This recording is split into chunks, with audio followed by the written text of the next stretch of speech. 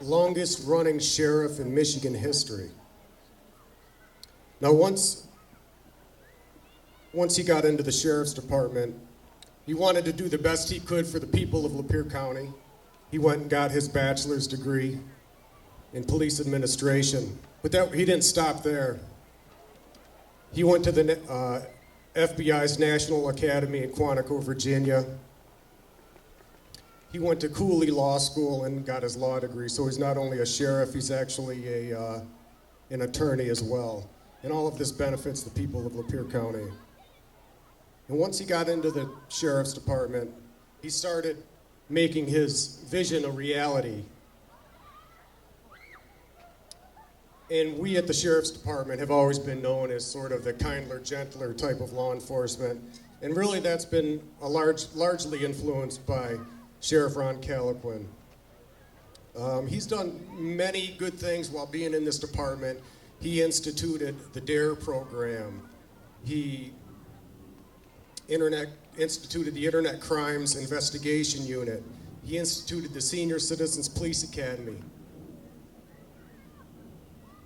He was appointed by Governor Engler to sit on the Michigan Task Force to spearhead efforts to fend off child abuse and neglect, and received a Distinguished Service Award for his work with the Michigan Legislature, working to resolve legal affairs with the Michigan Sheriff's Association Legal Committee. He is a past and present Law Enforcement Officers Regional Training Council member.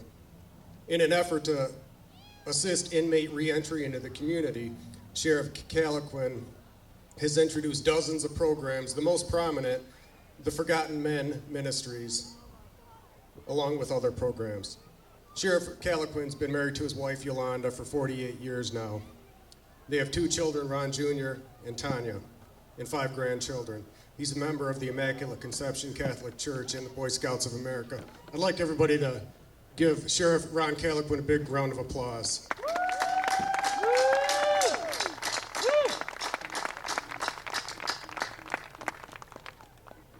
Well, thank you, Bob. Having said that, it's really been my privilege and honor to do all those things. Certainly something I did because I loved it. And I love people like Bob.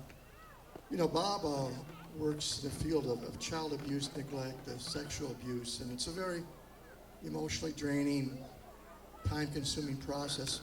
From start to finish, those cases often take a year and a half, and it's because of deputies like Bob and the others that have allowed me to feedback here to continue for the last 36 years. But we're not here today to talk about Ron Kalanquin.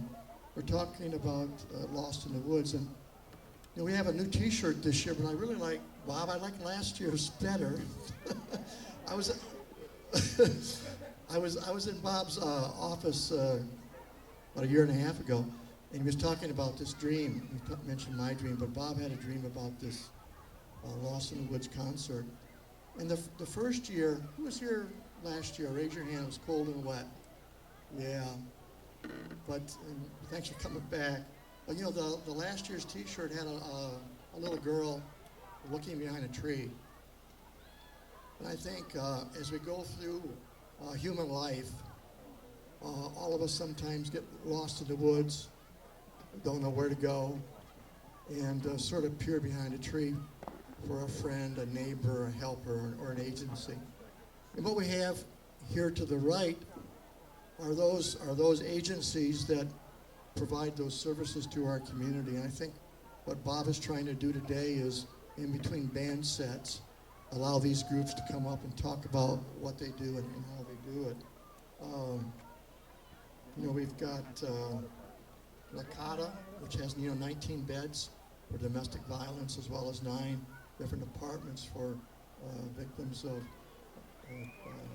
marital abuse, spousal abuse, and things along that nature. Then we have the Families Against Narcotics, and really sort of proud of that group because one of my deputies is on the board there. But a few weeks ago, we had a fellow who was a serious heroin addict who had started on prescription meds and sort of worked his way up the food chain.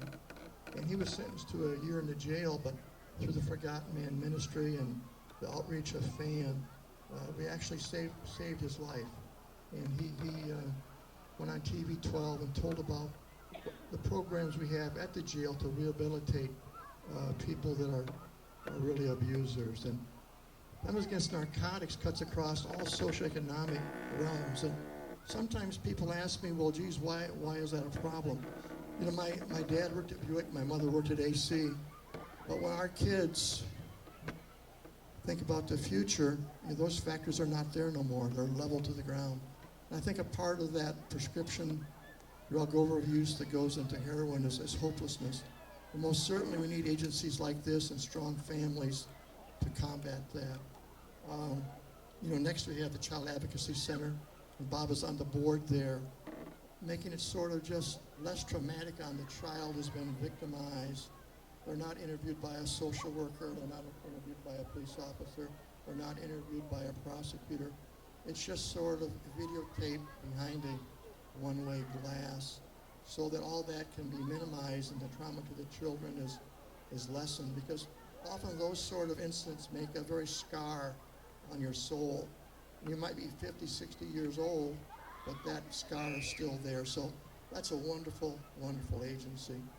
And lastly, we have community mental health that sort of ties into all those different agencies that works very closely with us. I think later on today, the prosecutor's office is going to be here too with victims assistance. But enough for that. The national anthem's going to be coming. And everyone here last year, remember how tall Emily was? Come over here, Emily. Emily Cornell. Emily, I think last year was only about this tall. And I think she grew like this much. But if you remember her last year, just a knockout voice. She's going to set you on your socks today when she sings the national anthem. Back here on bass guitar, we got Jordan Grant. Say hello, Jordan.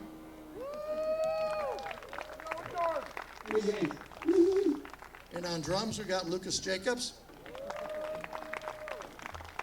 On rhythm guitar, we got Kyle Stevens. Okay.